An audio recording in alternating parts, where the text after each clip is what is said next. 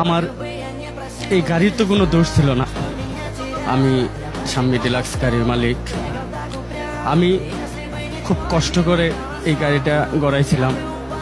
বাবার জমি বিক্রি করে সুদে উঠে তার টাকা নিয়ে এসে গাড়িটা আমি করেছি। আমার এই গাড়ির তো কোনো দোষ ছিল না। আমি জাতির কাছে, দেশের মানুষের কাছে আমি একটাই দাবি জানাই, একটা লোক মারা গেছে, তার পরিবারও শেষ, সাথে সাথে তো আমার পরিবারকেও শেষ করে দিল। আমি এখন আমার এই পরিবার সংসার কিভাবে চালাও? আমার কোম্পানি এখন অনেক টাকা কিস্তি বকেয়া বাকি, আমি এইগুলো কোত্থেকে পরিশোধ করব? ফুটেজ দেখলেই দেখা যাবে কে কে গাড়িতে আগুন দিচ্ছে, কে গাড়িটা ভাঙচুর করতেছে। এখানে তো আমার গাড়ির কোনো দোষ ছিল না। দোষ করলে আমার ড্রাইভারের দোষ করতে পারে, এতে আমার কি দোষ? আমার গাড়িটা এভাবে সারা জীবনের জন্য ধ্বংস করে দিল, পুড়িয়ে দিল, আমার ফ্যামিলিকে রাস্তায় বসিয়ে দিল। আমি প্রশাসনের কাছে এর সুস্থ বিচার চাই।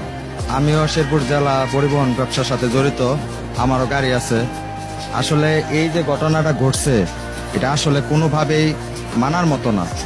এই লোকটা কিস্তিতে গাড়ি এনে, আমাদের ব্যবসায়ী, পাশের কাছের ব্যবসায়ী, সে গাড়ি এনে গাড়িটা ব্যবসা করতেছিল।